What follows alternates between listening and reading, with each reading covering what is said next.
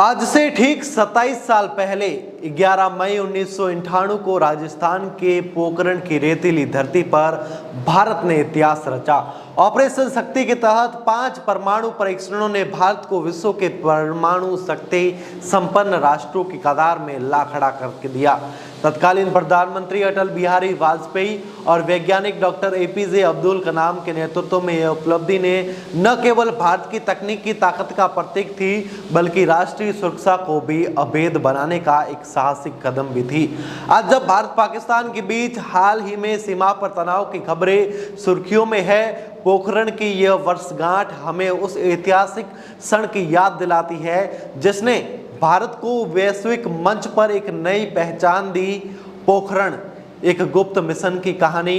1998 का वह दिन साधारण नहीं था। जैसलमेर के पोखरण में सूरज की तपिश के बीच एक गुप्त ऑपरेशन अपनी परिणति को और बढ़ा रहा था।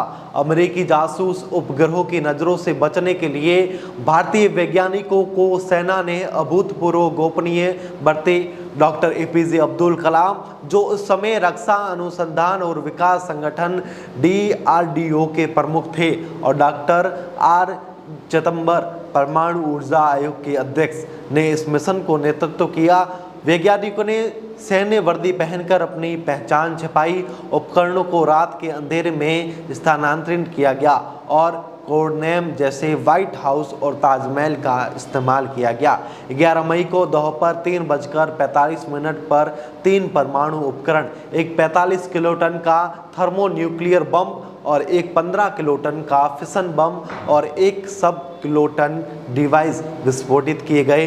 2 दिन बाद 13 मई को 2 और फिशन बमों का परीक्षण किया गया। इन विस्फोटों ने न केवल पोखरण की धरती को हिलाकर रख दिया, बल्कि वैश्विक शक्ति संतुलन को भी बदल दिया। प्रधानमंत्री वाजपेयी ने तुरंत प्रेस कॉन्फ्रेंस में घोषणा की, आज भारत ने पोखरण में 3 परमाणु परीक्षण किए। ये परीक्षण हमारी राष्ट्रीय सुरक्षा के लिए है और इससे कोई रेडियो एक्टिव रिसाव नहीं हुआ।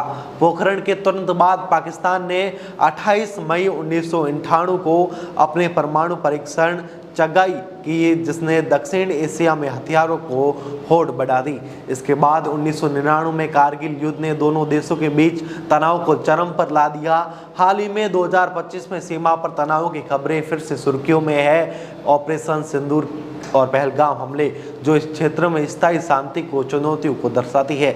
वर्तमान में भारत की परमाणु नीति और मिसाइल प्रणाली जैसे अग्नि और पृथ्वी राष्ट्रीय सुरक्षा को और मजबूत करती है।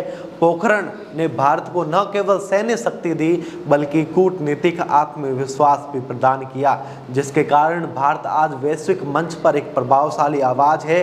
11 मई 1998 को पोखरण की रेतीली धरती ने भारत के साहस और वैज्ञानिक कौशल की कहानी लिखी।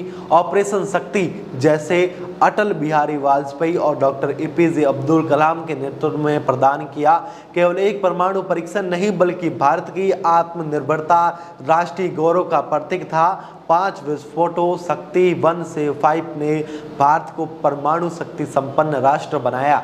इसने वैश्विक शक्तियों को चौंकाया, लेकिन भारत के लिए यह रक्षा और कूटनीति में एक नए युग की शुरुआत थी। पोखरण ने भारत को नो फर्स्ट यूज नीति के साथ एक जिम्मेदार परमाणु शक्ति के रूप में स्थापित किया। इसने न केवल सैन्य ताकत बढ़ाई, बल्कि वैज्ञानिक समुदाय को भी प्रेरित किया। आज 27 साल बाद जब भारत पाकिस्तान के बीच तनाव की खबरें फिर से उभर रही है, पोखरण की यह उपलब्धि हमें याद दिलाती है कि शक्ति और शांति का संतुलन ही भारत की ताकत है। पोखरण की 27वीं वर्षगांठ भारत के लिए गर्व और आत्मनिर्भरता का उत्सव है। यह हमें उस साहस की याद दिलाता है जिसने भारत को वैश्विक मंच पर एक मजबूत पहचान दी। आज जब विश्व युद्ध और तनाव के दौर से गुजर रहा है, भारत की परमाणु शक्ति और जिम्मेदार नीतियां हमें शांति और सुरक्षा की दिशा में और प्रेरित करती हुई नजर आ रही है।